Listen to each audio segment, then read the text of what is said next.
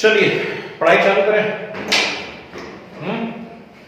सुनिए, अब टर्म 2 की तो बात हमारी चालू हो गई है और 2 यूनिट हैं आपकी, इलेक्ट्रोकेमिस्ट्री और केमिकल काइनेटिक्स। अब इसको बहुत ज्यादा टाइम हम लोगों ने टर्म 1 में दे दिया था। इनकेस कोई बच्चे ऐसे हों जिन्होंने नहीं पढ़ी हुई थी इलेक्ट्रोकेमिस्ट्री और केमिकल काइनेटिक्स, तो टेंशन करने की जरूरत नहीं है। हम दोबारा से दोनों यूनिट डिस्कस कर लेंगे, है ना। दोबारा से पढ़ा देंगे आपको वो दोनों यूनिट, उसमें टेंशन नहीं करना है। लेकिन अभी जो नहीं पढ़ा हुआ है पहले उसको कंप्लीट कर लेते हैं। और सरफेस केमिस्ट्री, ट्रांजिशन मेटल मतलब डी ब्लॉक, मेटलर्जी, और उसके बाद ऑर्गेनिक का remaining portion with coordination chemistry. भाई इतना सिलेबस है, यूनिट्स तो बड़ी बड़ी हैं लेकिन ठीक है, हो जाएगी, कोई दिक्कत नहीं है। तो मुझे ऐसा लगता है आज जहां से हमें स्टार्ट लेना है, एकदम फ्रेश यूनिट से हम लोग चालू करेंगे, and that is surface chemistry.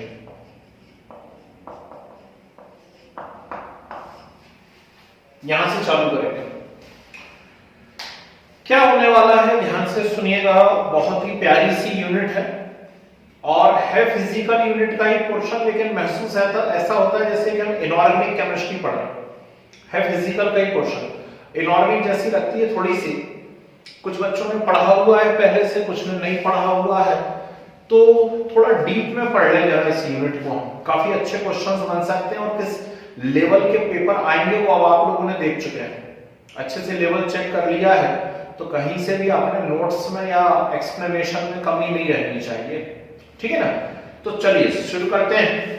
अब सरफेस केमिस्ट्री जो है इसके बिल्कुल साफ साफ 3 पार्ट्स हैं भाई।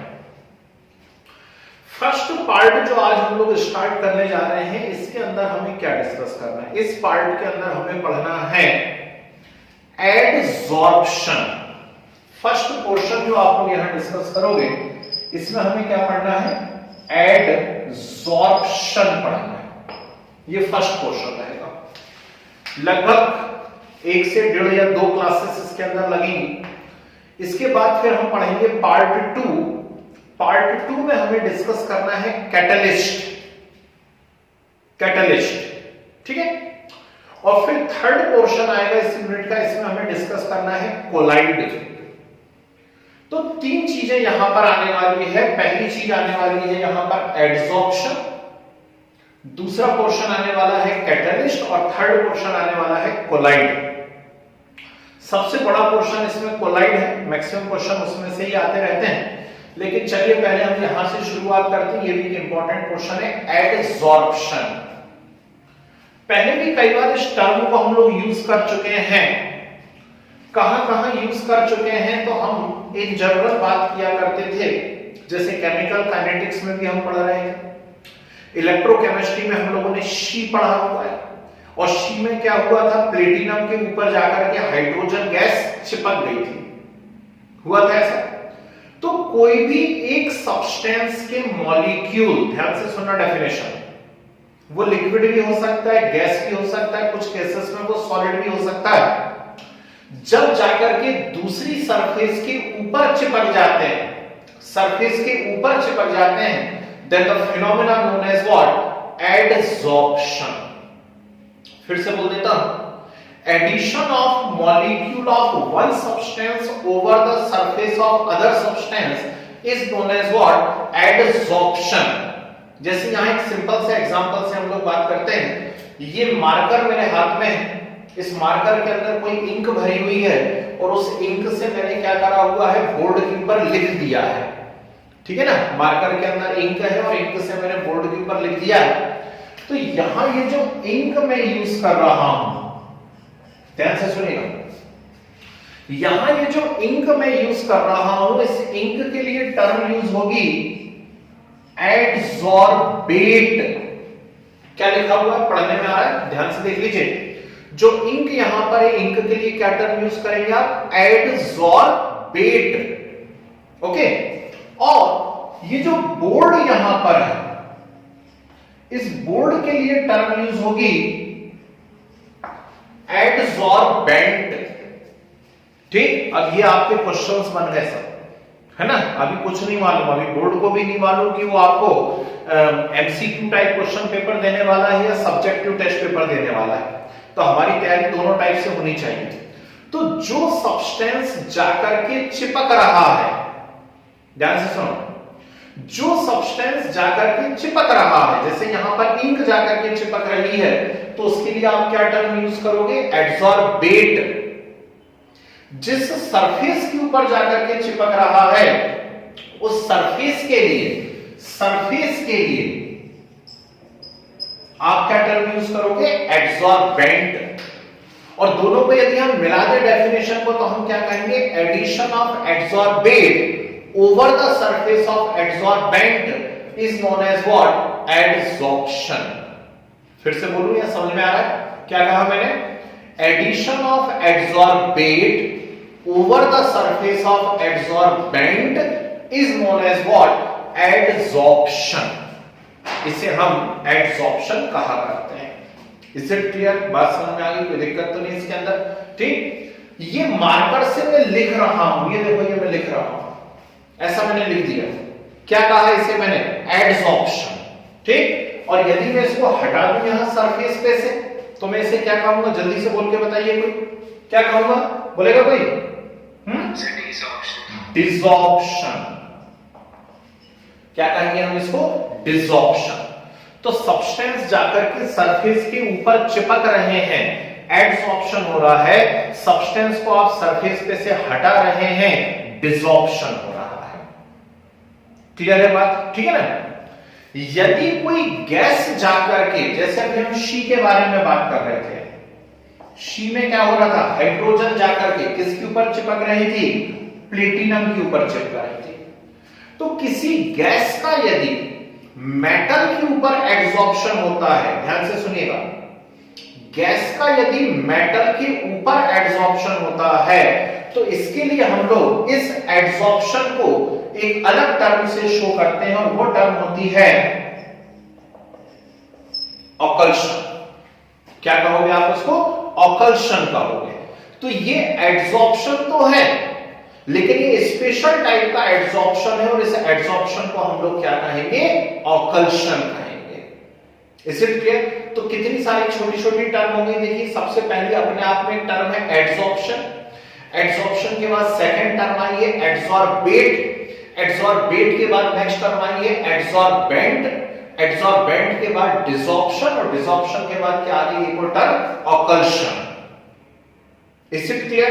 अब ध्यान से सुनिएगा, ये मेरे हाथ में कपड़ा है और इसका यूज हम लोग किया करते हैं इस बोर्ड को क्लीन करने के लिए। इस बोर्ड पे हम लोग मार्कर से लिखते हैं, इंक से लिखते हैं और इस कपड़े की हेल्प से हम लोग इस इंक को साफ करते रहते हैं।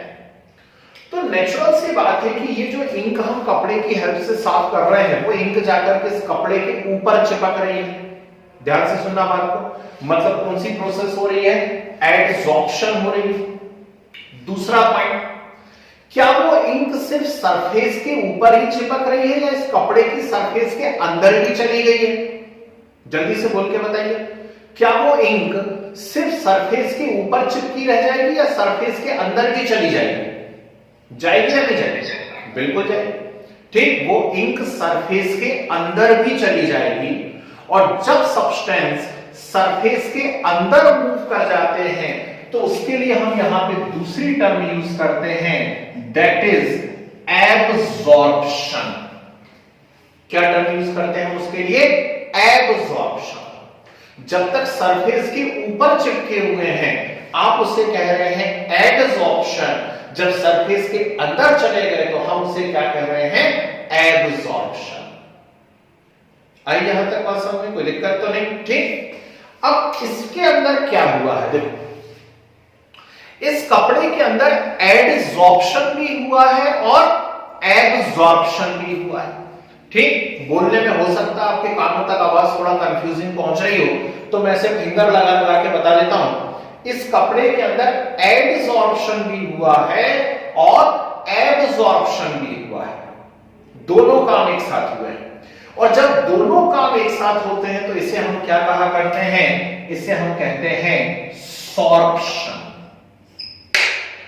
क्या कहेंगे आप इसको, सॉर्प्शन कहेंगे। Is it clear? तो बहुत सारी छोटी छोटी मैंने यहाँ पे टर्म आपको बताने की कोशिश करी। ये आपके चैप्टर की शुरुआत है। यदि ध्यान से देखेंगे तो आपको महसूस होगा कि यार इंटरेस्टिंग चैप्टर है, मजा आएगा इस चैप्टर को पढ़ने में। ठीक, सिंपल है, थ्योरेटिकल पोर्शन बहुत ज्यादा है, इसलिए टर्म्स बहुत ज्यादा हमें करनी पड़ेगी इसके अंदर। क्लियर है बात? तो बहुत लंबी कहानी नहीं सुना रहा हूं क्योंकि बहुत दिनों बाद क्लासेस लग रही हैं, तो ऐसा ना हो कि आपकी नींद लग जाए कहीं फिर से एक और बार। तो पहले हम छोटे छोटे नोट्स बनाते चलते हैं। पहले इतनी बात के मैं नोट्स लिखवाता हूं आपको, इसके बाद कैसे आगे बढ़ेंगे, एड्सॉर्प्शन और एब्सॉर्प्शन में डिफरेंस करेंगे, और उस डिफरेंस के बाद जो है मैं आपको एड्सॉर्प्शन की कैरेक्टरिस्टिक और टाइप बताऊंगा। ठीक है ना? तो चलिए पहले जरा नोट्स बनाना चालू करते हैं। बहुत दिन से कुछ लिखा नहीं है तो आज लिखते हैं। डालिए, चैप्टर का नाम डालिए, टर्म 2 है, ऊपर श्री गणेशाय नमः लिख सकते हैं आप चाहें तो, इच्छा हो तो, है ना? और उसके बाद चैप्टर का नाम डाल दीजिए जरा सरफेस केमिस्ट्री, सरफेस केमिस्ट्री, और इसमें साइड हेडिंग डालिए adsorption,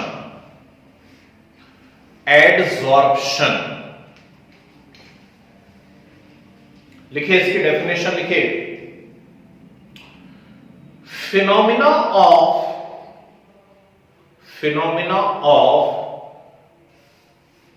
addition and retention, phenomena of addition and retention of molecules of one substance,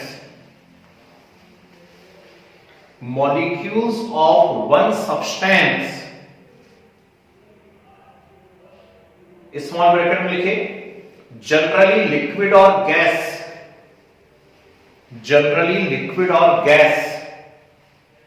bracket close करिए,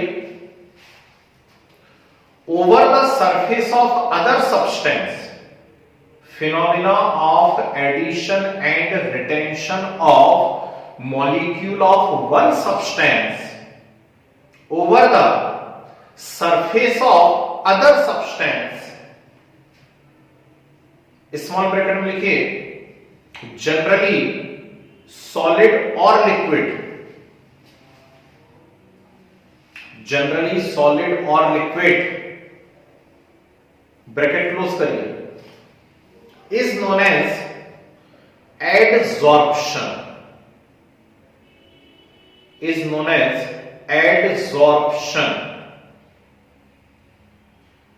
ठीक है? एरो बना के लिखे, the substance which get attached, the substance which get attached on the surface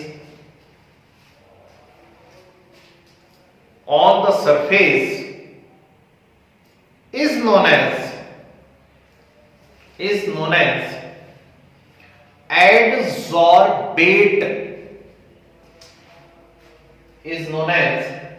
adsorbate, and the surface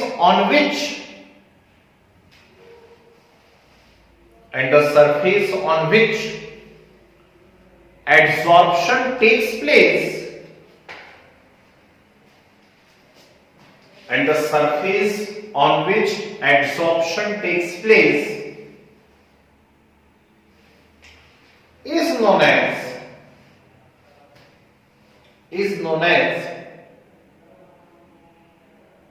adsorbent,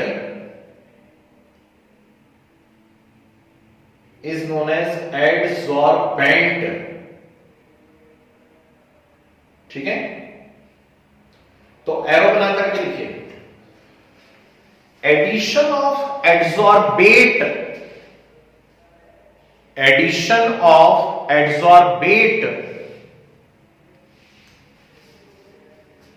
over the surface of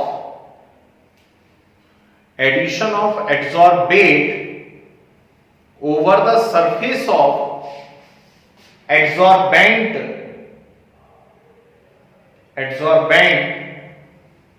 is known as adsorption. Is known as adsorption. ठीक है, साइडोडिनली cause of adsorption हो क्यों रहा है, चिपक क्यों रहा है सब्सटेंस जाकर के दूसरी सरफेस के ऊपर, डली हेडिंग कॉज ऑफ एड्सॉर्प्शन लिखो इसमें। Generally surface of solid, liquid पे भी होता है कभी कभी, लेकिन अभी हम सॉलिड के लिए बात कर रहे हैं। Generally surface of solid consist some free valencies. Generally surface of solid consist some free valencies, and to satisfy these valencies,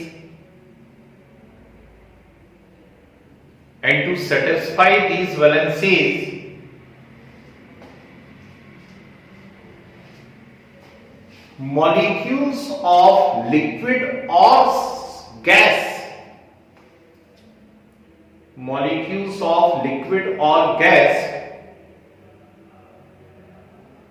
attach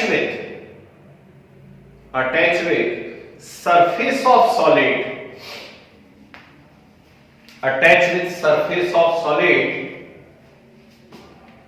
that's why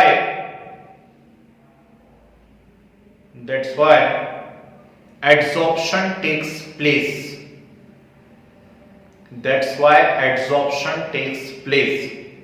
एक बार पढ़ के देखिए जरा पूरा का पूरा स्टेटमेंट क्या बोलता है, पढ़िए जरा सभी लोग ध्यान से उस स्टेटमेंट को। क्या कह रहा है ये स्टेटमेंट कि जो सॉलिड की सरफेस होती है इसके ऊपर कुछ फ्री वैलेंसीज होती हैं, ठीक है ना।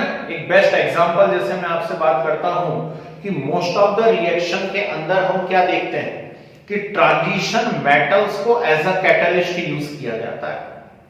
क्यों करते हो ट्रांजिशन मेटल को एज अ कैटलिस्ट क्यों यूज करते हो मोस्ट ऑफ द रिएक्शन के अंदर? इसलिए करते हैं एज अ कैटलिस्ट क्योंकि ट्रांजिशन मेटल्स के अंदर वैकेंट डी ऑर्बिटल होते हैं, ठीक, मतलब वेरिएबल वैलेंसी। वेरिएबल वैलेंसी है मतलब क्या हुआ, फ्री वैलेंसी है। तो उन वैलेंसी को सेटिस्फाई करने के लिए ही दूसरे सब्सटेंस जाकर के क्या होते हैं, सरफेस के ऊपर चिपक जाते हैं, ठीक। और इसी के कारण क्या हो रहा है, एडसॉर्प्शन हो रहा है। एक इंपॉर्टेंट क्वेश्चन है, याद रखना। चैप्टर शुरू होते से बिल्कुल क्वेश्चंस की बौछार होने लगी आपके ऊपर। हर एक पॉइंट जो मैं आपको लिखवा रहा हूं अपने आप में क्वेश्चन है, याद रखना। Is it clear? ठीक, चलिए आगे बढ़ते हैं। एरो का साइन बना के लिखिए। when the substances move inside the surface, when the substances move inside the surface and distribute throughout the bulk, when the substances move inside the surface and distribute throughout the bulk, the process is known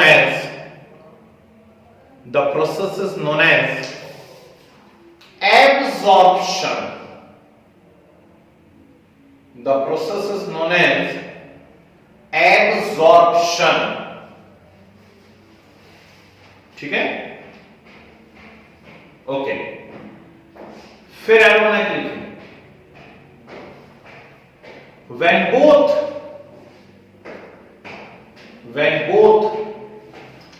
adsorption and absorption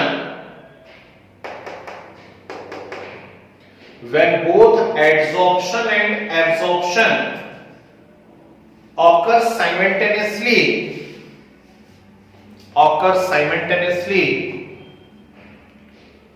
it is known as sorption, it is known as sorption. ठीक, McBain नाम का एक scientist है, उन्होंने इस term को introduce करा हुआ था सबसे पहले।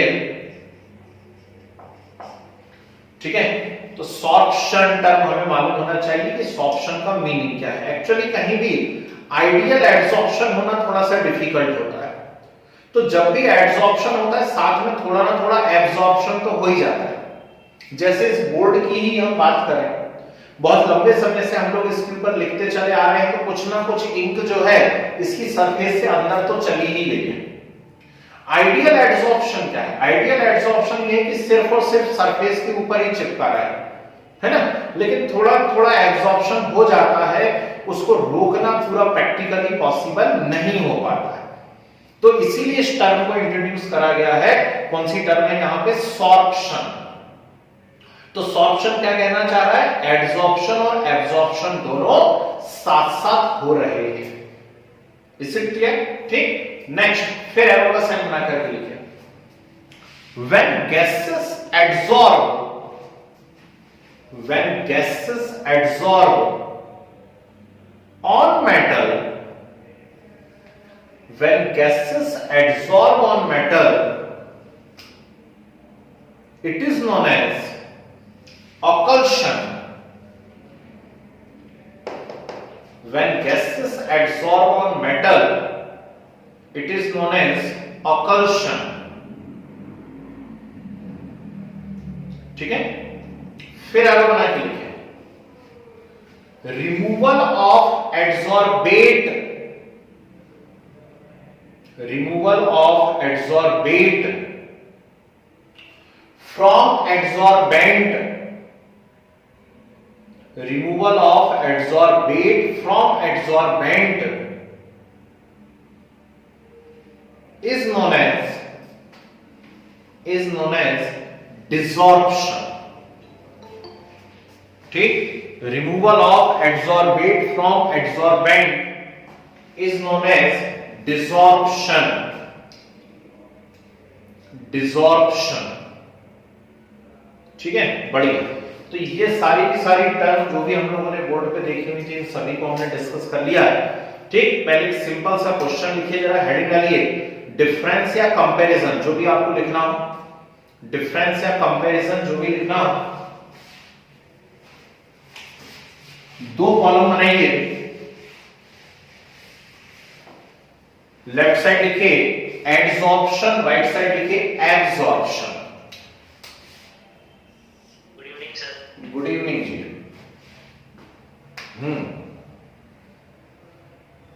चलो थोड़े से लेट हो गए, कोई बात नहीं, लिखो जरा। एडसॉर्प्शन और एब्सॉर्प्शन में डिफरेंस हम लोग करने जा रहे हैं। ठीक है, तो एडसॉर्प्शन आधा घंटा हो गया हम लोगों को पढ़ते हुए। क्या बोला हम लोगों ने एडसॉर्प्शन को? हमने बोला it is a surface phenomena. ठीक, और एब्सॉर्प्शन कहां होता है? Inside the surface. सरफेस के नीचे यदि सब्सटेंस मूव कर जाता है तो उसको आप एब्सॉर्प्शन कहते हैं, और सरफेस के ऊपर चिपका रह जाता है तो उसको एडसॉर्प्शन कहते हैं। क्लियर है बात? तो लिखिए एडसॉर्प्शन में लिखिए first point, it is a surface phenomena, it is a surface phenomena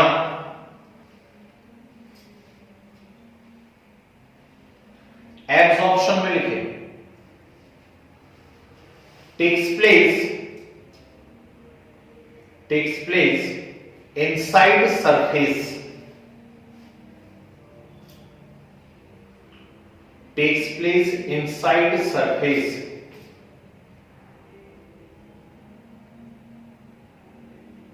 ठीक है, नेक्स्ट एडसॉर्प्शन में लिखिए रिलेटेड विथ या associated with only a particular area, only a particular area। आप लिखो, फिर इसका मीनिंग मैं बताता हूं। ठीक, एब्सॉर्प्शन में लिखिए distribute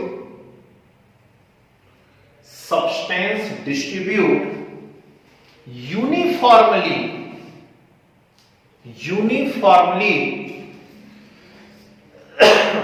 throughout the bulk. Substance distribute uniformly throughout the bulk. चलो अब इसका मीनिंग समझ लेते हैं। एक्चुअली एडसॉर्प्शन होना है। मैं इस इंक से यदि लिख रहा हूं, ध्यान से समझना, तो जिस सरफेस के ऊपर लिखा, जिस जगह पे लिखा है, बस वो इंक वहीं पे चिपकी हुई है, या आसपास कहीं और मूव कर रही है क्या? नहीं कर रही है। पर मान लीजिए इस इंक को मैं कहीं और, जैसे कि ये इस पेपर के ऊपर यदि मैं टच करता इस इंक को, तो धीरे धीरे ये इंक क्या होती चली जाएगी, इस पेपर में पूरे एरिया में एक जैसी बहती चली जाएगी, पूरी की पूरी एरिया में एक जैसी बढ़ती चली जाएगी। मतलब क्या हो जाएगा? यूनिफॉर्मली डिस्ट्रीब्यूट हो जाएगी पूरी की पूरी इस बॉडी के अंदर। और बॉडी के लिए हम यहां पे क्या टर्म यूज कर रहे हैं? बल्क टर्म यूज कर रहे हैं। ठीक, तो इसीलिए मैंने वहां पे क्या स्टेटमेंट लिखवाया? Substance distribute uniformly throughout the bulk. Is it clear? आ रही है बात समझ में? इस स्टेटमेंट का मीनिंग समझ में आ रहा है? बहुत ही प्यारा पॉइंट है, याद रखिएगा। ठीक है, नेक्स्ट एड्सॉर्प्शन में नेक्स्ट पॉइंट लिखिए, it is rapid in the beginning. चलो बताता हूं, एक और बार बताता हूं, आप पहले इस स्टेटमेंट को लिख लो। एड्सॉर्प्शन में लिखो, it is rapid in the beginning and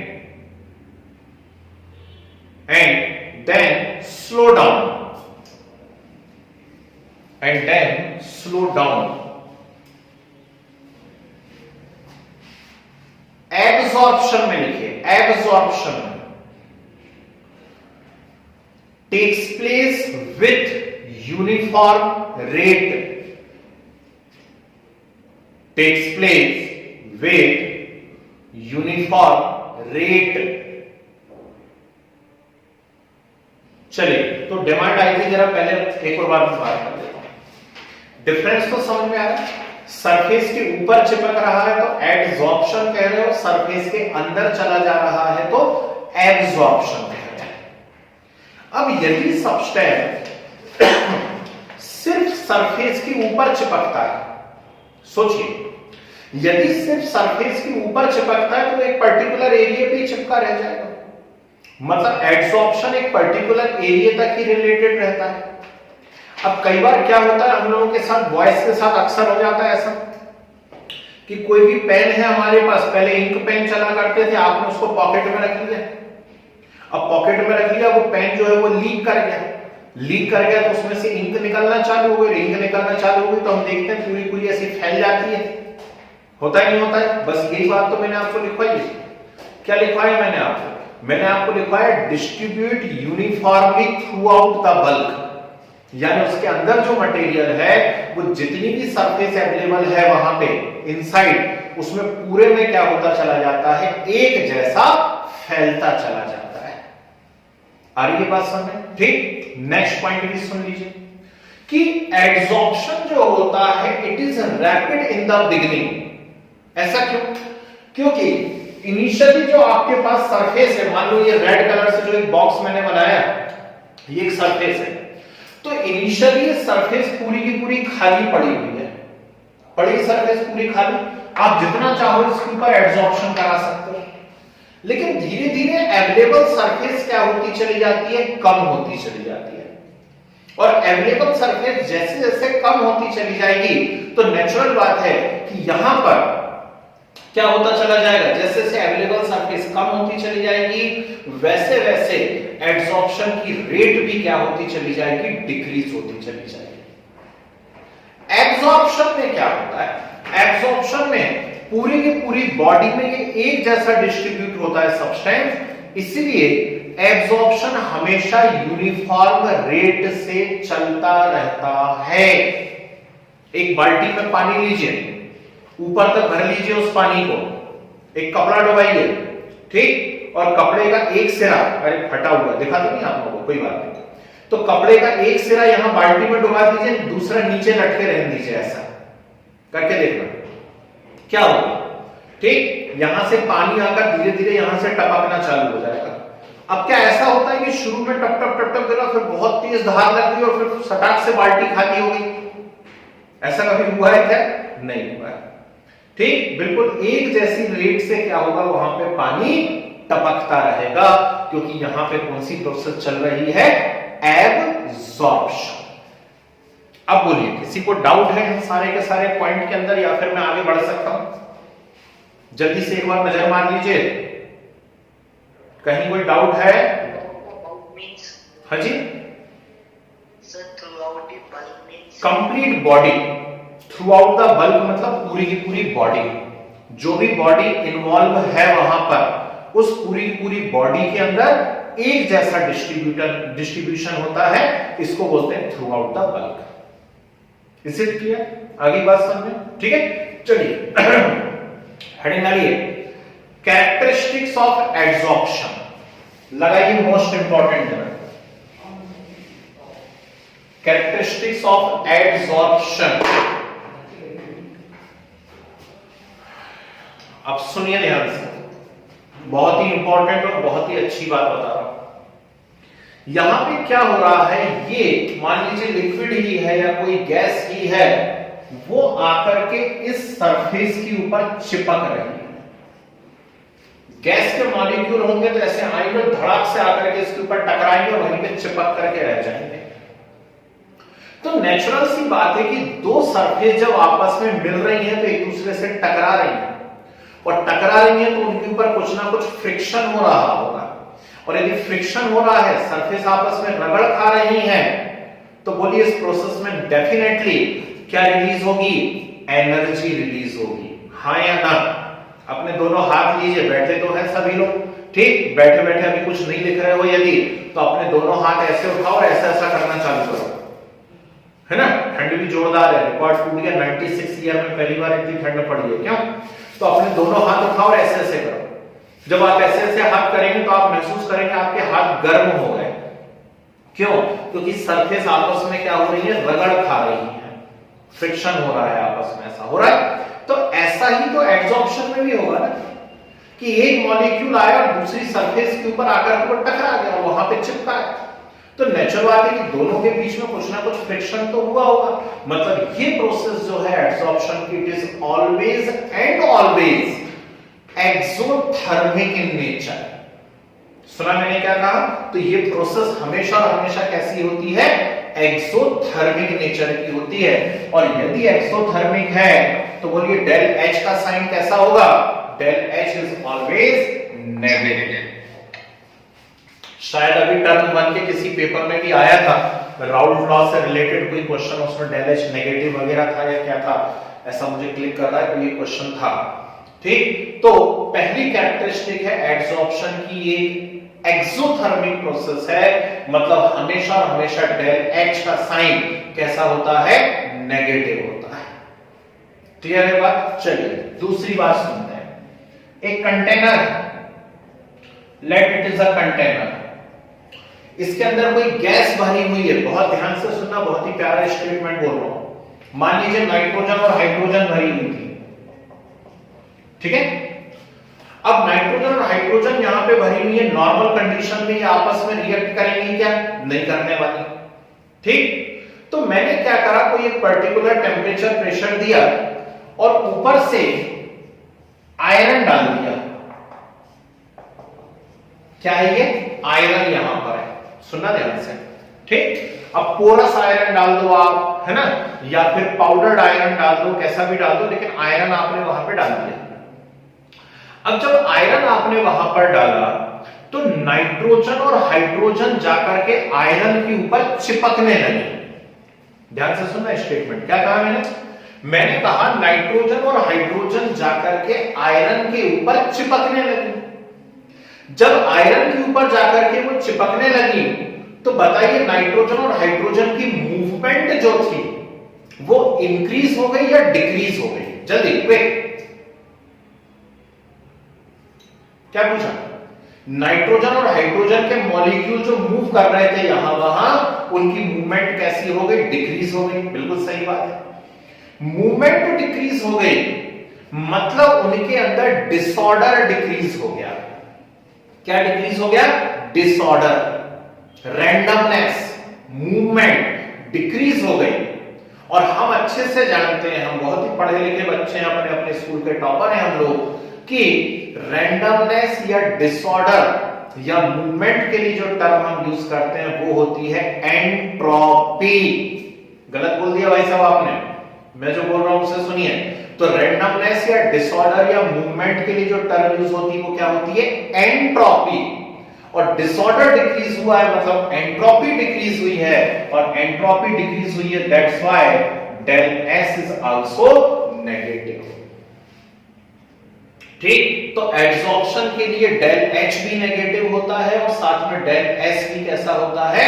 negative. बहुत इंपॉर्टेंट पॉइंट, क्लियर है बात? ठीक। थर्ड, ये इंक से मैं लिख रहा हूं बोर्ड पे, जब से देख रहे हो आप लोग इतने सालों से, कुछ करता हूं क्या मैं इसके लिए? नहीं, कुछ नहीं करता हूं, बस मैं इंक यहां पे ऐसे टच करता हूं, वो लिखता चला जाता है, अपने आप ऐड होती चली जाती है, मुझे बस सरफेस को टच करना है। ठीक, कोई दूसरी एक्स्ट्रा एफर्ट में इसके लिए लगा रहा हूं क्या? नहीं लगा रहा हूं। मतलब ये कैसी प्रोसेस हो रही है? स्पॉन्टेनियस। अब बोल सकते हैं भाई साहब जो आपने थोड़ी देर पहले आंसर दे दिया, हाइड्रोजन को आप प्लेटिनम के ऊपर भेजिए, बस प्लेटिनम डायमंड उगा हुआ है HCl के अंदर, उसके ऊपर हाइड्रोजन भेज दीजिए बस आप 1 एटमॉस्फेरिक प्रेशर पे, हाइड्रोजन जाकर के अपने आप उसके ऊपर चिपकना चालू हो जाएगी। और जब मेरे मुंह से टर्म निकलती है अपने आप, तो मैं उसे इंग्लिश में ट्रांसलेट कर देता हूं और वो हो जाती है स्पॉन्टेनियस। और जब स्पॉन्टेनियस हो जाती है तो मैं कहूंगा कि वहां पर del G is equal to कैसा होता है? Negative. And what is del G? It is Gibbs free energy. अकेला फ्री एनर्जी भी आप इसे कह सकते हैं। ठीक, तो इसके लिए डेल जी कैसा हो जाता है? नेगेटिव हो जाता है। आई बातें समझ में कि नहीं आ पाई है? तो ये कैरेक्टरिस्टिक है भाई एड्सॉर्प्शन की। डेल एच भी नेगेटिव होता है, डेल एस भी नेगेटिव होता है और डेल जी भी नेगेटिव होता है। क्लियर है? ठीक, तो इसके बाद में एक चीज और बता देता हूं, फिर साथ में हम लोग नोट्स बनाते हैं इसके, है ना? अब मुझे पढ़ना है types of adsorption. Types of adsorption में एक टाइप आता है on the basis of concentration और दूसरा आता है on the basis of attraction. तो on the basis of attraction थोड़ा सा बड़ा है, उसको हम लोग 5 मिनट बाद डिस्कस कर लेंगे। अभी पहले डिस्कस करते हैं on the basis of concentration. ठीक है, तो on the basis of concentration जब मैं क्लासिफाई करता हूं एड्सॉर्प्शन को, तो मुझे 2 टाइप देखने को मिलते हैं। यहां पे कौन कौन से 2 टाइप देखने को मिलते हैं? क्या लिखा हुआ है? Positive and negative. बहुत ही प्यारा क्वेश्चन बनेगा। मुझसे पूछेगा व्हाट इज पॉजिटिव एड्सॉर्प्शन और मुझसे पूछेगा व्हाट इज नेगेटिव एड्सॉर्प्शन। अब ये क्या बला है, तो पहले दिमाग में पिक्चर क्लियर कर लेना। आइडियल एड्सॉर्प्शन हमारे लिए पॉसिबल नहीं है, तो जब भी एड्सॉर्प्शन होगा साथ में थोड़ा थोड़ा एब्सॉर्प्शन भी होगा। ठीक, यानी कुल मिलाकर के हम सॉर्प्शन की ही बात करते हैं। तो पॉजिटिव एड्सॉर्प्शन हो या नेगेटिव एड्सॉर्प्शन हो, पहले दिमाग में पिक्चर क्लियर करो कि ये सॉर्प्शन होगा, है ना?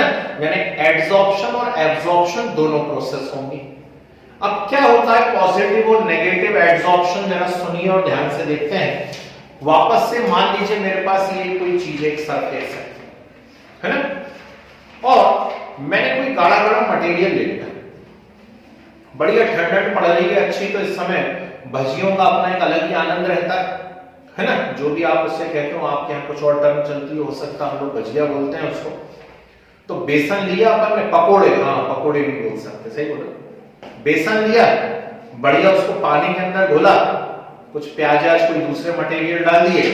अब आगे की बात सुनना, नहीं तो तैयारी कर लो बनाने की, पहले इधर सुनो।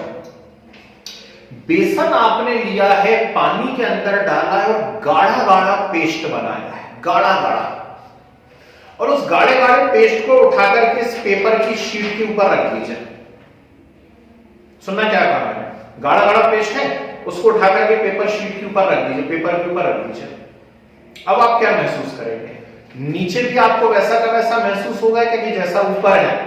नहीं, ऊपर पूरा मटेरियल पड़ा हुआ है, नीचे बिल्कुल हल्का हल्का सा महसूस होगा कि यार कुछ डिफ्यूज होकर के आ रहा है, हल्का सा कुछ मॉइस्ट टाइप का या गीलापन टाइप का लगेगा, है ना। और रफ पेपर लूंगा तो थोड़ा थोड़ा सा नीचे महसूस होने लगेगा। इससे ज्यादा महसूस होगा क्या? नहीं। तो सरफेस के ऊपर कंसंट्रेशन ज्यादा है और सरफेस के नीचे कंसंट्रेशन कम है। फिर से सुनो स्टेटमेंट, सरफेस के ऊपर कंसंट्रेशन ज्यादा है, सरफेस के नीचे कंसंट्रेशन कम है, मतलब ये पॉजिटिव एड्सॉर्प्शन है। कैसा एड्सॉर्प्शन है? पॉजिटिव। सेम एक्सपेरिमेंट करिए, अब आप एक पतला घोल बना लीजिए, बेसन और पानी का एकदम पतला पतला सा बना लीजिए घोल, गाढ़ा नहीं रखना, एकदम पतला कर लो उसको, और अब डालो इसके ऊपर। ठीक, तो अब जब आप सरफेस के ऊपर डालोगे, वो पतला है, वो डाइल्यूट है, तो वो ढेर सारा क्या हो जाएगा, सरफेस के अंदर चला जाएगा और ऊपर कम रहेगा। मैक्सिमम अमाउंट को सरफेस क्या कर लेगी, सोख लेगी, एब्जॉर्ब कर लेगी। तो जब सरफेस के ऊपर कम अमाउंट रहे और सरफेस के नीचे ज्यादा अमाउंट हो जाए तो उसे क्या कहते हैं, नेगेटिव एडसॉर्प्शन। क्या कहते हैं उसको, नेगेटिव एडसॉर्प्शन। आई कुछ बात समझ में आएंगे, ठीक है ना। तो ये दो टर्म मैंने अभी आपको बता दी, क्योंकि छोटी छोटी सी थी, एक एक लाइन की डेफिनेशन है। अब एक्चुअल क्वेश्चन, एक बहुत बड़ा क्वेश्चन हमारे सामने आएगा, that is physical adsorption and chemical adsorption. उसे हम 5 मिनट बाद डिस्कस करते हैं। पहले इतने पोर्शन के जरा नोट्स बना लें, ज्यादा लंबी लंबी कहानियां नहीं सुनाना चाह रहा हूं, कुछ लोगों को नींद लग जाती है क्योंकि, तो पहले छोटे छोटे नोट्स बनाते चलते हैं। चलिए, हेडिंग डाली हुई है कैरेक्टरिस्टिक्स ऑफ एडसॉर्प्शन। पहला पॉइंट लिखिए, it is a surface phenomena, always and always it is a surface phenomena. It is a surface phenomena. Second, adsorption is always exothermic process. Adsorption is always exothermic process. Adsorption is always exothermic process. जी, तो नीचे की line से लिखिए और एक box बना लीजिए, del H is equal to negative,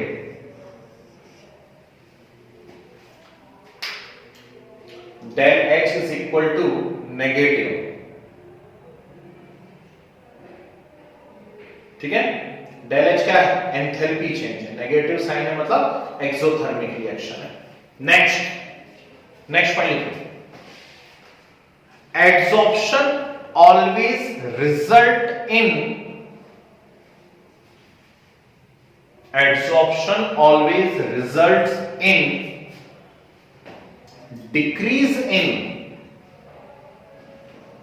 decrease in randomness or disorder. Decrease in randomness or disorder means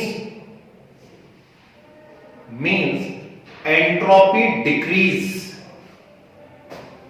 entropy decrease। तो नीचे की लाइन से लिखिए और ऐसा एक बॉक्स बना लीजिए, del S is equal to negative, del S is equal to negative,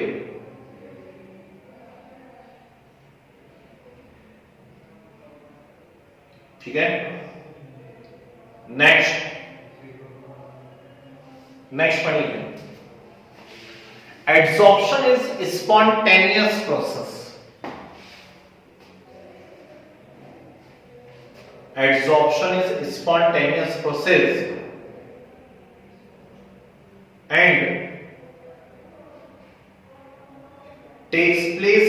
decrease in free energy. Takes place with decrease in free energy. बहुत इंपॉर्टेंट बात लिख लीजिए, del G is equal to negative. Del G is equal to negative. Okay, बहुत से मैंने कहा adsorption is a exothermic process. Second कहा मैंने कि एंट्रोपी डिक्रीज, और थर्ड कहा adsorption is spontaneous process and always takes place by decrease in free energy. तो डिक्रीज इन फ्री एनर्जी तो लिख लीजिए del G is equal to negative.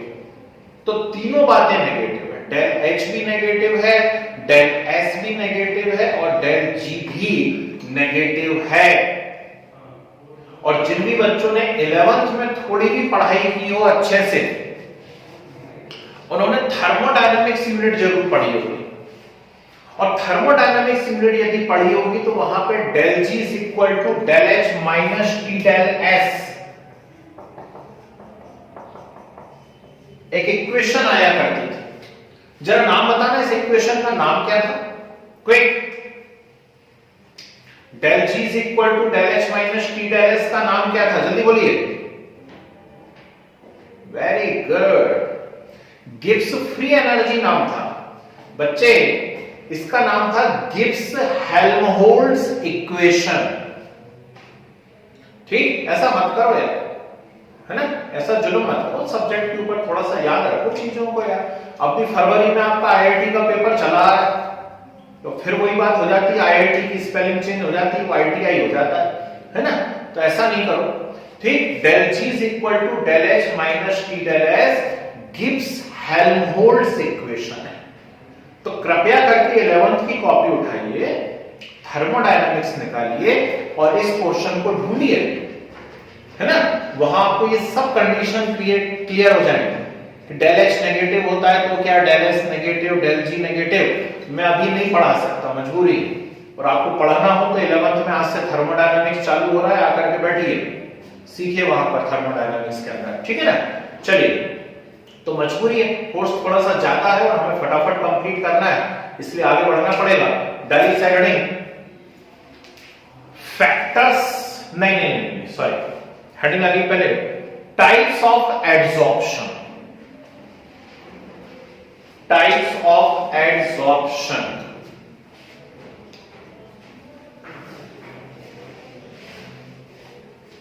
जी इसमें पहले हेडिंग लो, on the basis of concentration. On the basis of concentration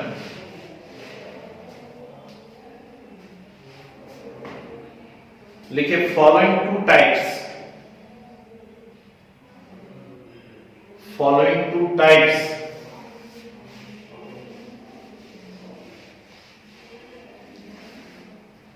first side लिए positive adsorption, positive adsorption लिखिए,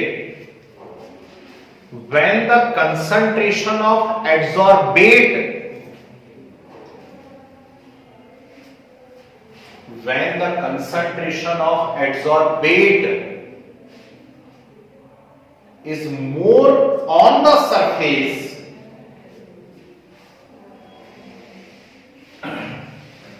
is more on the surface compared to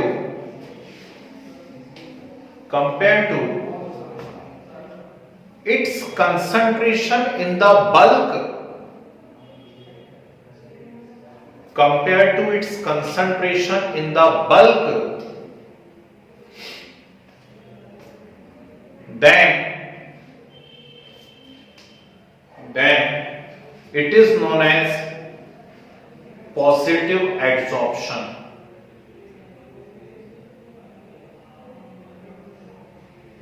then it is known as positive adsorption.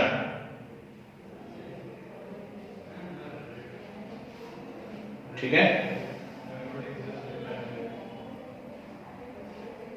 फिर आने वाली है negative adsorption. Negative adsorption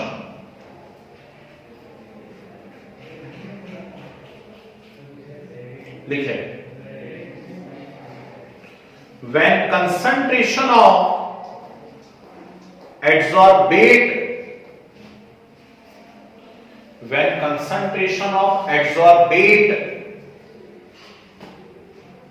is less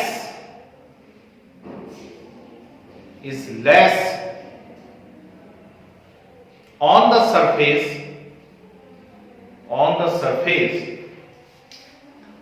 and more in the bulk,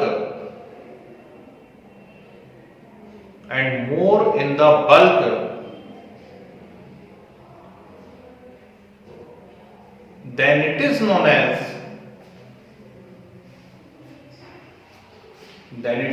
as negative adsorption.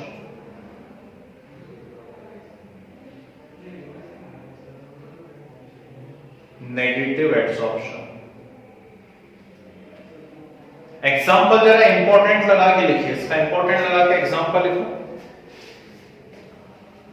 When concentrated KCl, कुछ और भी ले सकते हो आप, ऐसा कुछ नहीं है. When concentrated KCl shaken with,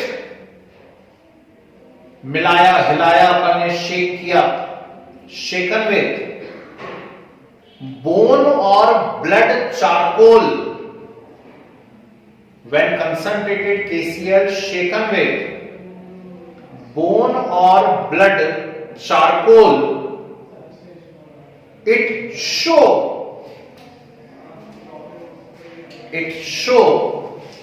चलो सोच समझ करके बोलो. कंसंट्रेटेड है, गाढ़ा गाढ़ा KCl है, आपने चारकोल के ऊपर डाला हुआ है, तो गाढ़ा गाढ़ा KCl जब आप चारकोल के ऊपर डालोगे तो वो पॉजिटिव बताएगा या नेगेटिव बताएगा? जल्दी से बोलिए, क्विक बोल लिया.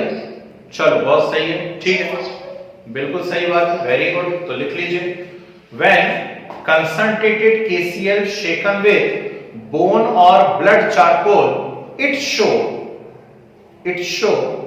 positive adsorption.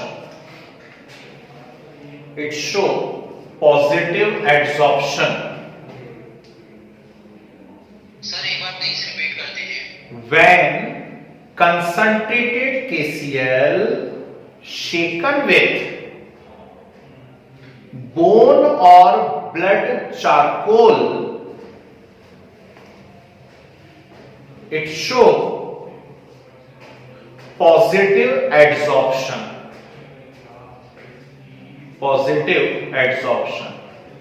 But with dilute KCl,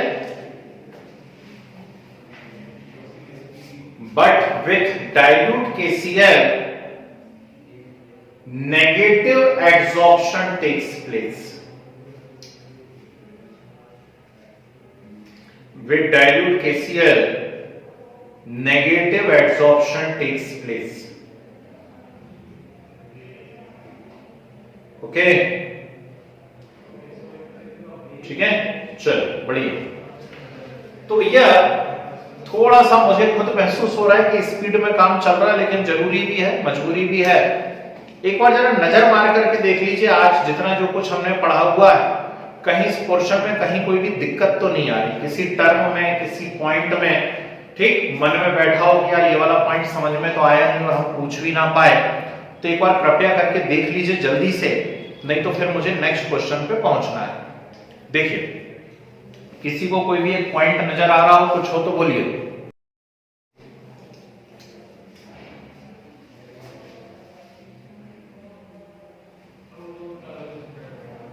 कोई बात नहीं. पॉजिटिव और नेगेटिव एड्सॉर्प्शन से सिर्फ इतना सा मीनिंग है। एक्चुअली पहले तो ये दिमाग में पिक्चर क्लियर करो कि एड्सॉर्प्शन है ही नहीं, ये तो सॉर्प्शन है। ठीक, उसको हम बोल जरूर रहे हैं एड्सॉर्प्शन, लेकिन वो एड्सॉर्प्शन नहीं है, एक्चुअली वो क्या है, सॉर्प्शन है। यानी उसमें एड्सॉर्प्शन भी होना है और एब्सॉर्प्शन भी होना है। अब ज्यादा अच्छे से चीज समझ में आएगी, ठीक है भाई। अब क्या होना है, ऊपर आपने कोई भी सरफेस के ऊपर मटेरियल को डाला, वो सरफेस के ऊपर ही ऊपर चिपका हुआ है, खूब गाढ़ा गाढ़ा ऊपर रह गया और अंदर बहुत थोड़ा सा गया है।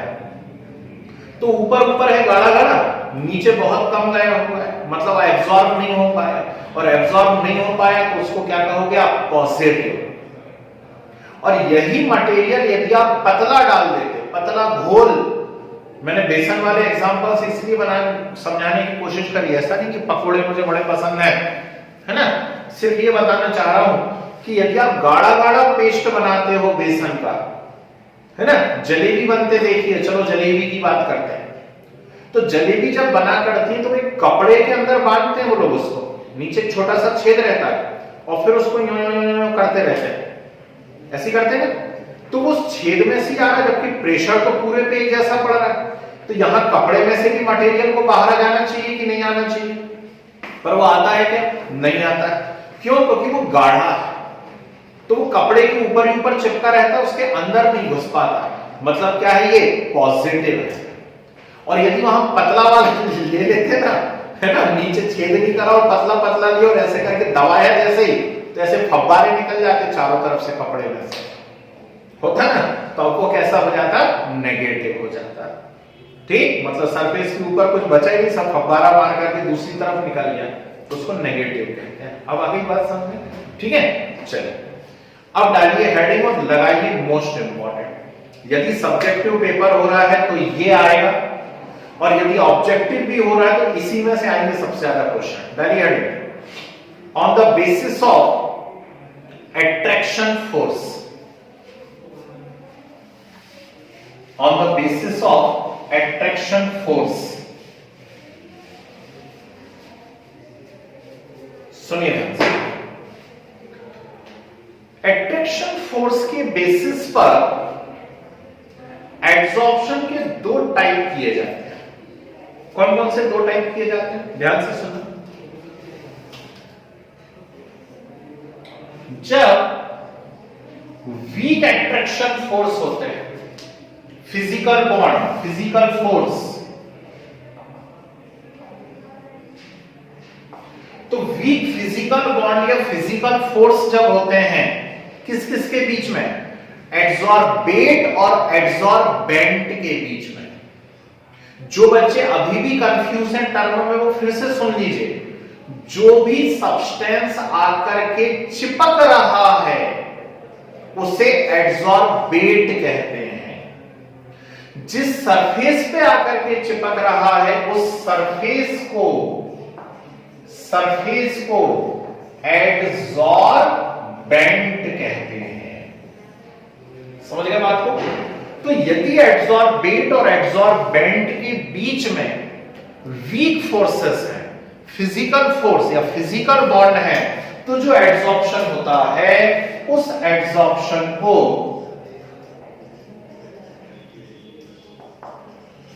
फिजिकल एड्सॉर्प्शन या फिजिजॉर्प्शन कहते हैं। बोलो मनी मन में टर्म क्या कहा मैंने, वीक बॉन्ड के कारण यदि हो रहा है तो हम उसे फिजिकल एड्सॉर्प्शन या फिजिजॉर्प्शन कहते हैं। Is it clear. और यदि यही स्ट्रॉन्ग केमिकल बॉन्ड के कारण हो रहा है, यदि यही कार्यक्रम स्ट्रॉन्ग केमिकल बॉन्ड्स के कारण हो रहा है तो इसे केमिकल एड्सॉर्प्शन या केमिजॉर्प्शन कहते हैं। ठीक है, तो दो टाइप बन गए, बड़े ही फेमस टाइप बन गए, फिजिजॉर्प्शन एंड केमिजॉर्प्शन। तो फिजिजॉर्प्शन यानी फिजिकल एड्सॉर्प्शन और केमिजॉर्प्शन यानी केमिकल एड्सॉर्प्शन। कोई डाउट, कोई समस्या किसी भी प्रकार की, नहीं। चलिए आगे बात करते हैं दूसरा पॉइंट, ध्यान से सुनिए।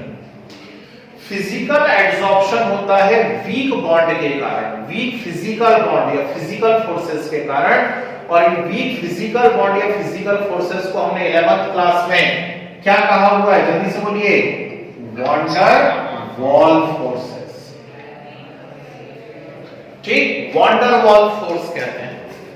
तो इसीलिए फिजिकल एड्सॉर्प्शन का आपको एक और नाम लिखा हुआ मिलेगा बुक्स के अंदर अक्सर, और वो नाम क्या होगा, वॉन डर वॉल एट्रैक्शन या वॉन डर वॉल एड्सॉर्प्शन। तो वॉन डर वॉल एड्सॉर्प्शन से मतलब क्या है यहां पर, फिजिकल एड्सॉर्प्शन।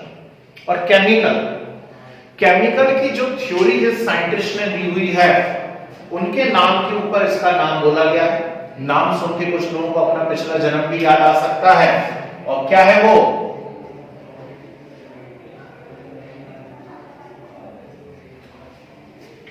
लैंगमूर एड्सॉर्प्शन, है ना। ठीक, क्या नाम लिखा हुआ है, लैंगमूर एड्सॉर्प्शन। ठीक, ये क्वेश्चन बन गया आपका, व्हाट इज लैंगमूर एड्सॉर्प्शन। तो Langmuir adsorption is actually chemical adsorption. ये साइंटिस्ट का नाम है, नहीं तो सोचोगे कुछ और बात हो रही है अपनी, है ना। ठीक, साइंटिस्ट थे, लैंगमूर नाम था उनका, लगा होगा उनका मुंह दिखा होगा कुछ ऐसा अजीब सा। चलिए तीसरी बात करते हैं, ध्यान से सुनिए। अच्छा काम करो यार, एक टर्म अचानक से स्किप कर गई मेरे दिमाग से। हमने जो पॉइंट लिखा ना कि characteristic of adsorption, characteristic of adsorption देखो सेकंड पॉइंट क्या लिखा, it is always exothermic in nature. और उसमें del H is equal to क्या लिखा हुआ आपने, नेगेटिव लिखा, del H equal to negative, उसका नाम लिखो। जो del H equal to negative आपने लिखा हुआ उसका नाम लिख लो, उसका नाम है एडसॉर्प्शन एंथैल्पी। क्या है, एडसॉर्प्शन एंथैल्पी। ठीक है, मतलब जब एडसॉर्प्शन हो रहा है तो जो हीट रिलीज हो रही है उस हीट को क्या कहा जा रहा है, एडसॉर्प्शन एंथैल्पी कहा जा रहा है। क्लियर है। तो ध्यान से देखिएगा, यहां पर वीक बॉन्ड बन रहे हैं, और यदि वीक बॉन्ड निकलेंगे तो जल्दी से बताइए कि कम एनर्जी लगेगी या ज्यादा एनर्जी लगेगी, जल्दी से बोलो। वीक बॉन्ड बन रहा है, तो वीक बॉन्ड जब बन रहे हैं तो लेस एनर्जी, लो एनर्जी, तो आप यहां पे कहोगे लो। ये क्या लिख दिया मैंने, डेल एच एडी, एडी मतलब एडसॉर्प्शन एंथैल्पी कैसी होती है, लो होती है, और इसकी वैल्यू होती है 20 to 40 किलो जूल पर मोल। कैसी है, 20 to 40 किलो जूल पर मोल। पर यहां केमिकल बॉन्ड बन रहे हैं, और केमिकल बॉन्ड थोड़े से स्ट्रॉन्ग बॉन्ड होते हैं, इसलिए यहां पर एंथैल्पी और एडसॉर्प्शन कैसी होती है, हाई। जो वैल्यू मैं लिखवा रहा हूं बस वही परम सत्य है भाई। आपकी एनसीईआरटी में कुछ और वैल्यू दी हुई होगी, चिंता नहीं करना, जो मैं लिखवा रहा हूं वो सही है। 40 to 400 किलो जूल पर मोल। ठीक, तो केमिकल एडसॉर्प्शन की एडसॉर्प्शन एंथैल्पी याद रखिएगा 40 to 400 किलो जूल पर मोल होती है, जबकि यहां पर लो होती है ओनली 20 to 40 किलो जूल पर मोल। आइए यहां तक बात समझे। नेक्स्ट पॉइंट ध्यान से सुनिए।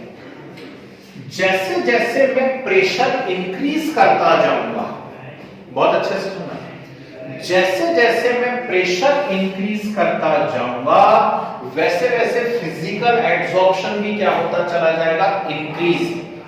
मान लो गैस आकर के चिपक रही है सरफेस के ऊपर, यदि गैस आकर के सरफेस के ऊपर चिपक रही है सॉलिड की सरफेस के ऊपर, तो आप जैसे जैसे प्रेशर बढ़ाते चले जाओगे ज्यादा से ज्यादा गैस चिपकती जाएगी, और प्रेशर बढ़ाओगे और गैस चिपकेगी, और प्रेशर बढ़ाओगे और गैस चिपकेगी। लेकिन जैसे ही आप प्रेशर हटाओगे तो गैस भी वहां सरफेस पे से निकल के क्या होने लगेगी, भागने लगेगी। हाँ या ना, जब तक प्रेशर बढ़ा रहे थे तब तक चिपकती जा रही, जैसे ही प्रेशर हटाया तो गैस सरफेस पे से क्या हो जाएगी, उड़ना चालू हो जाएगी। ठीक, तो इन्वर्टेड कॉमा लगा करके सुनिए, बहुत इंपॉर्टेंट पॉइंट है कि यदि आप प्रेशर इंक्रीज करते हैं तो ये एडसॉर्प्शन इंक्रीज होता जाता है, लेकिन जैसे ही प्रेशर डिक्रीज करते हैं तो ये एडसॉर्प्शन भी डिक्रीज होने लगता है। किसके बारे में बात कर रहे हो? फिजिकल। प्रेशर इंक्रीज करते हो तो इंक्रीज होता है, लेकिन प्रेशर डिक्रीज करते हो तो क्या होने लगता है? डिक्रीज होने लगता है। क्लियर है बात? केमिकल एड्सॉर्प्शन के बारे में बात करें तो केमिकल एड्सॉर्प्शन के बारे में यदि आप बात करते हैं तो प्रेशर इंक्रीज करने के साथ साथ इंक्रीज होता है, लेकिन यदि आप प्रेशर डिक्रीज करोगे तो क्या होगा? कुछ नहीं। क्यों नहीं होगा? चलो जल्दी से कोई मुझे एक्सप्लेन करके बताओ कि यदि आपने प्रेशर इंक्रीज करा तो केमिकल एड्सॉर्प्शन इंक्रीज हो गया, लेकिन प्रेशर डिक्रीज करा तो कुछ नहीं हुआ। क्यों नहीं हुआ? चलिए कोई एक्सप्लेन करेगा? वेरी गुड, शाबाश, बिल्कुल सही बात बोली। क्योंकि वहां पे बॉन्ड क्रिएट हो गए, स्ट्रॉन्ग बॉन्ड बन रहे हैं, केमिकल बॉन्ड बन रहे हैं। ठीक, तो ऐसा थोड़ी ना होता कि प्रेशर हटा के तो केमिकल बॉन्ड टूट जाएंगे। ठीक, फिजिकल बॉन्ड टूट सकते हैं। यहां कौन से बॉन्ड बन रहे हैं? केमिकल बॉन्ड बन रहे हैं। तो प्रेशर इंक्रीज करने के साथ साथ इंक्रीज तो होगा, लेकिन जैसे ही आप प्रेशर डिक्रीज करोगे उसका कुछ नहीं बिगड़ना, क्योंकि वहां कौन से बॉन्ड बन चुके हैं? केमिकल बॉन्ड बन चुके हैं। ये सब समझने वाली बातें हैं बेटा, घोट रोट नहीं पाओगे, याद नहीं होगा आपको, है ना? क्लियर है बात? बढ़ू आगे। नेक्स्ट, टेम्परेचर का क्या इफेक्ट पड़ेगा? सोच के देखते हैं। फिजिकल एड्सॉर्प्शन की बात कर रहे हैं, वीक बॉन्ड है। यदि आपने टेम्परेचर दिया तो जो भी मॉलिक्यूल वहां पे सरफेस पे चिपके हुए हैं, वेरी गुड, बिल्कुल सही आंसर है। उन मॉलिक्यूल्स को क्या होगा? टेम्परेचर मिलेगा। टेम्परेचर मिलेगा तो उनकी काइनेटिक एनर्जी बढ़ेगी, और काइनेटिक एनर्जी बढ़ेगी तो वो मॉलिक्यूल वहां सरफेस पे से निकल करके भाग जाएंगे, हाँ या ना? ठीक है, जैसी टेम्परेचर दोगे उनकी काइनेटिक एनर्जी आ जाएगी, और काइनेटिक एनर्जी आएगी तो वो सरफेस पे से निकल करके क्या हो जाएंगे? भाग जाएंगे। मतलब साफ है कि यदि मैं टेम्परेचर इंक्रीज करता हूं तो ये एड्सॉर्प्शन क्या होता चला जाता है? डिक्रीज होता चला जाता है लगातार। ठीक, कौन सा एड्सॉर्प्शन? Physical adsorption. केमिकल के केस में क्या होता है? केमिकल में एक्चुअली क्या है, यहां पर एक मिनिमम एनर्जी की रिक्वायरमेंट है। ऊपर एक पॉइंट मुझे बताना था, मैं यहां बता देता हूं। एक्टिवेशन एनर्जी नॉट रिक्वायर्ड, और यहां पर है एक्टिवेशन एनर्जी रिक्वायर्ड। तो फिजिकल एड्सॉर्प्शन के लिए किसी एक्टिवेशन एनर्जी की जरूरत नहीं पड़ती है। सीधे मार्कर उठाया, मैंने बोर्ड पे लिखना चालू कर दिया, कहीं मुझे कुछ करने की जरूरत नहीं है ना, कोई एक्टिवेशन एनर्जी नहीं चाहिए। लेकिन यदि मेरे पास कोई आयरन की रॉड है और उस पर मैं कोई पेंट करना चाहता हूं या प्राइमर लगाना चाहता हूं, तो पेंट या प्राइमर के अंदर ऐसे केमिकल्स होते हैं जो जैसे ही उस आयरन को टच करते हैं वहां पे एनर्जी को रिलीज करते हैं। ठीक, तब जाकर के वो प्राइमर या पेंट उस लोहे के ऊपर चिपकना चालू होता है, नहीं तो नहीं चिपक सकता। लेकिन इंक को इसके ऊपर लिखने के लिए ऐसा कुछ करना पड़ रहा है क्या? मुझे नहीं करना पड़ रहा है। मतलब यहां कोई एक्टिवेशन एनर्जी नहीं चाहिए, जबकि यहां पे एक्टिवेशन एनर्जी चाहिए। और यदि एक्टिवेशन एनर्जी चाहिए तो क्या होगा? ध्यान से सुनना। तो फिर केमिकल एड्सॉर्प्शन टेम्परेचर इंक्रीज करने के साथ साथ इंक्रीज होगा, मैक्सिमम वैल्यू पे पहुंचेगा, और फिर इससे ज्यादा यदि आपने इंक्रीज करा तो अब डिक्रीज होने लगेगा। दोनों ग्राफ में अच्छे से डिफरेंस देख लीजिए, क्योंकि इंपॉर्टेंट पॉइंट है। ये कंटिन्यूअसली डिक्रीज हो रहा है टेम्परेचर बढ़ाने के साथ साथ, जबकि ये एक पर्टिकुलर वैल्यू तक इंक्रीज होता है, और फिर उससे ज्यादा यदि आपने किया तो क्या होने लगता है? डिक्रीज होने लगता है। क्लियर है? ठीक, कितने पॉइंट हो गए बातों में? 5-6 पॉइंट हो गए, है ना? नेक्स्ट, ध्यान से सुनो, इंपॉर्टेंट पॉइंट, ध्यान से सुनिएगा। इस बोर्ड के ऊपर मैंने इंक की ये लेयर बना दी, तो बोर्ड और इंक के बीच में क्या होगा? अट्रैक्शन फोर्स लगे, फिजिकल बॉन्ड। अब इस ब्लैक कलर के ऊपर मैंने रेड कलर की एक लेयर बना दी, क्या इनके बीच में कोई फिजिकल अट्रैक्शन लगेंगे? यस और नो? ब्लैक और रेड और इनके बीच में कोई फिजिकल अट्रैक्शन लगेंगे? बिल्कुल लगेंगे, है? फिर मैंने इसके ऊपर एक और ब्लैक लेयर लगा दी। तो जितनी भी लेयर में लगाता चला जाऊं उससे कोई फर्क नहीं पड़ेगा, सभी लेयर्स के बीच में क्या होते चले जाएंगे, फिजिकल फोर्स या फिजिकल बॉन्ड डेवलप होते चले जाएंगे। सभी लेयर्स के बीच में फिजिकल फोर्स या फिजिकल बॉन्ड डेवलप होते चले जाएंगे, यानी सब लेयर एक दूसरे के ऊपर एड्सॉर्ब होती चली जाएंगी, होंगी सभी लेयर एक दूसरे के ऊपर adsorb. That's why physical adsorption is called multilayered. ठीक, फिजिकल एड्सॉर्प्शन को क्या कहा जाता है, मल्टीलेयर्ड एड्सॉर्प्शन कहा जाता है। ढूंढ लेना इस पॉइंट को। अब सेकंड एक्सपेरिमेंट जरा ध्यान से सुनिए, इसको कभी करके देखिएगा अपने घर में। कोई भी आयरन का आपके पास सामान, मान लो ये आयरन का है, इसके ऊपर मैंने किसी एक पर्टिकुलर कलर की कोटिंग कर दी, मान लो ब्लैक कलर चढ़ा दिया। अब उस ब्लैक कलर और आयरन के बीच में तो बॉन्ड बन गए, बने। उसके ऊपर ब्लैक के ऊपर मैंने फिर व्हाइट चढ़ा दिया, फिर व्हाइट के ऊपर रेड चढ़ा दिया। बोलिए क्या सबके केमिकल बॉन्ड बनेंगे क्या आयरन के साथ, यस और नो? नहीं बनेंगे। और यही कारण है कि कुछ दिनों बाद लेयर बना बना करके वो पेंट निकल जाता है सरफेस के ऊपर से। आपने देखा होगा कभी ना कभी, है कि जो भी आयरन के ऊपर हमने करा हुआ तो फर्स्ट कोटिंग जो चढ़ाई हुई है वो तो लंबे समय तक रहेगा, लेकिन उस पुरानी कोटिंग के ऊपर यदि नए कलर आप चढ़ाते चले जाओगे तो वो कलर धीरे धीरे क्या होते जाते हैं, उस पे से निकलते चले जाते हैं। इसका क्या मतलब है, क्योंकि वो आयरन के साथ केमिकल बॉन्ड नहीं बना पाए। ठीक, that's why chemical adsorption is unilayered. कैसा होता है केमिकल एड्सॉर्प्शन? यूनिलेयर्ड होता है, जबकि फिजिकल एड्सॉर्प्शन कैसा होता है, मल्टीलेयर्ड। बहुत इंपॉर्टेंट पॉइंट है मेरी नजर में, तो बोर्ड पे जितना जो कुछ लिखा उसमें सबसे इंपॉर्टेंट ये पॉइंट है। ओके, नेक्स्ट एक दो बातें और बता देता हूं, फिर खत्म कर देते हैं इसको।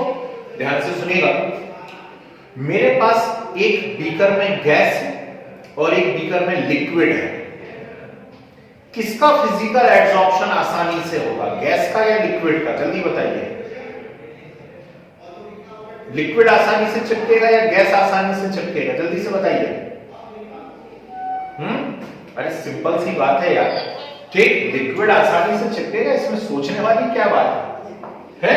नहीं तो कल से मार्कर में गैस भर के लेके आऊं क्या मैं, कलर्ड गैस, और कलर्ड गैस लाकर के इसके ऊपर लिखना चालू कर दूं, ऐसे चिपकने लगेगी क्या? नहीं। इसका क्या मतलब है? इसका मतलब है जो गैसेस आसानी से लिक्विफाइड हो जाती हैं, जो गैसेस आसानी से लिक्विफाइड हो जाती हैं, उनका एड्सॉर्प्शन भी इजी होता है। फिजिकल, केमिकल में ऐसा कुछ होता है क्या? नहीं। केमिकल बॉन्ड बनने हैं भाई, कोई फर्क नहीं पड़ता वहां पे गैस हो या लिक्विड हो। समझ गए? क्या बनने हैं वहां पे? केमिकल बॉन्ड्स बनने हैं, तो कोई फर्क नहीं पड़ता आप लिक्विड ले लीजिए या गैस ले लीजिए। क्लियर है बात? लास्ट एक और point, not very specific and chemical adsorption is highly specific. इसका मतलब भी समझ लीजिए। फिजिकल बॉन्ड बनने हैं, वो किन्हीं भी सरफेस के साथ बन सकते हैं। इस मार्कर से मैं लिख रहा हूं, इस बोर्ड पे मैंने लिख दिया, इस पेपर के ऊपर मैंने लिख दिया, दीवार पे लिख सकता हूं, मैं अपनी स्किन के ऊपर भी लिख सकता हूं। सब जगह फिजिकल बॉन्ड बन रहे हैं, मतलब किसी स्पेसिफिक सरफेस की रिक्वायरमेंट नहीं है।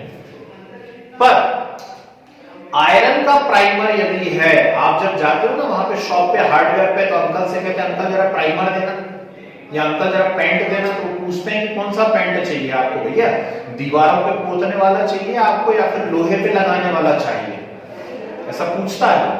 क्यों? क्योंकि वो कैसा होता है, हाईली स्पेसिफिक एड्सॉर्प्शन होता है। आयरन का प्राइमर दीवारों पे नहीं पोता जा सकता, और दीवारों पे लगने वाला पेंट जो है वो आयरन पे नहीं लगेगा।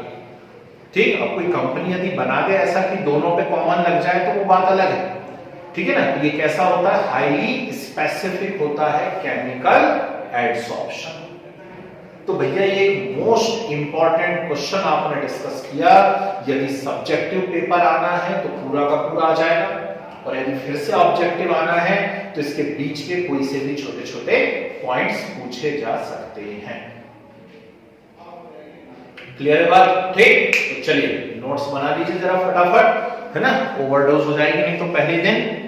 तो डालिए on the basis of attraction, और फर्स्ट साइड हेडिंग 2 कॉलम बना लीजिए। लेफ्ट साइड लिखिए फिजिजॉर्प्शन, राइट साइड लिखिए केमिजॉर्प्शन। फिजिजॉर्प्शन, केमिजॉर्प्शन।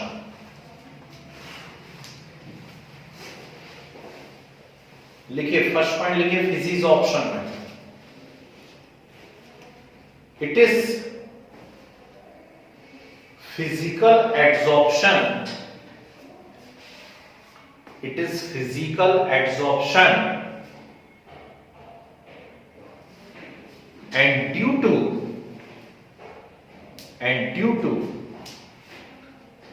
weak van der Waals forces,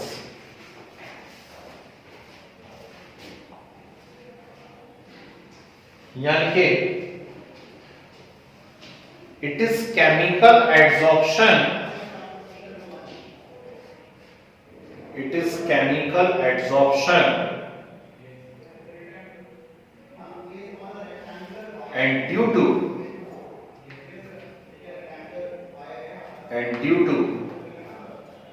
strong chemical bonds, and due to strong chemical bonds, ठीक है। नेक्स्ट फिजिकल एड्सॉर्प्शन लिखिए, also called van der Waals adsorption,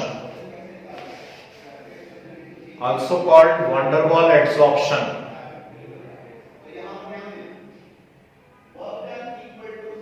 यहाँ लिखिए also called Langmuir adsorption,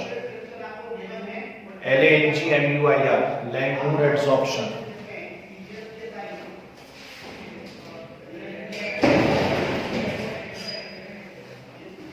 next point लिखिए physical में लिखो low enthalpy of adsorption, low enthalpy of adsorption, आगे लिख लेना 20 to 40 किलोजूल पर मोल, 20 to 40 किलोजूल पर मोल।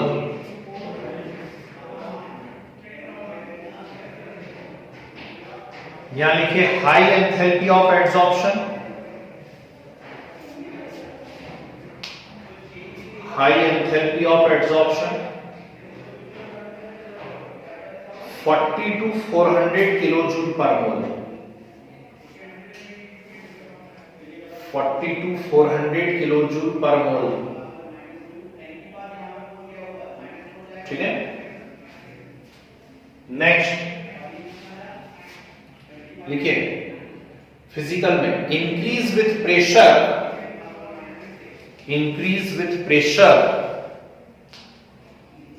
And decreasing pressure causes desorption, increase with pressure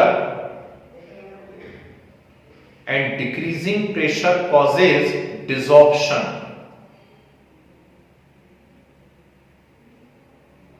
यहां लिखें increase with pressure but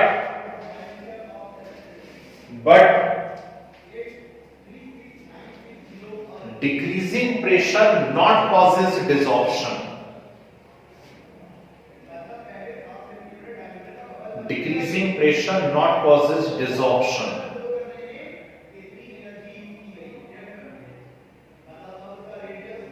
next physical में लिखिए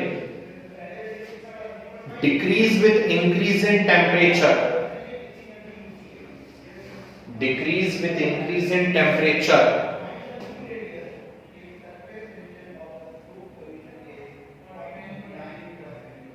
ठीक है। केमिकल में लिखिए initially increase, initially increase with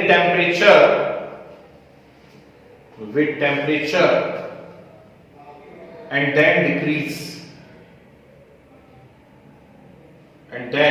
decrease,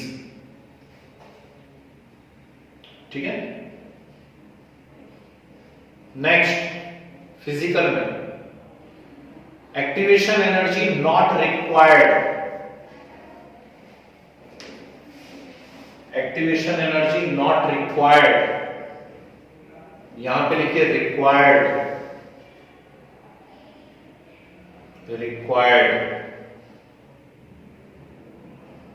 ठीक है।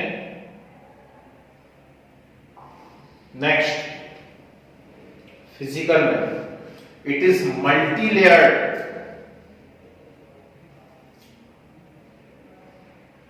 केमिकल में यूनिलेयर्ड,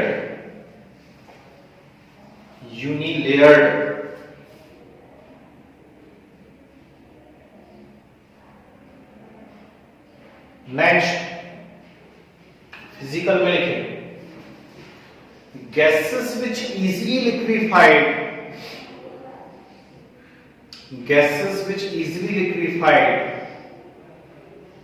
are absorbed easily,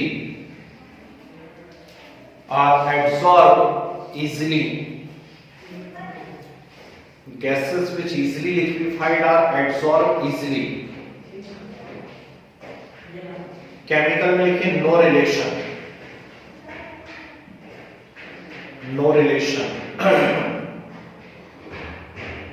ठीक है।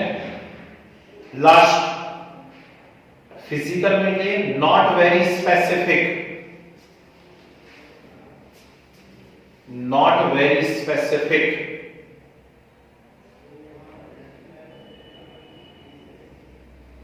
केमिकल में लिखिए हाईली स्पेसिफिक, केमिकल में हाईली स्पेसिफिक,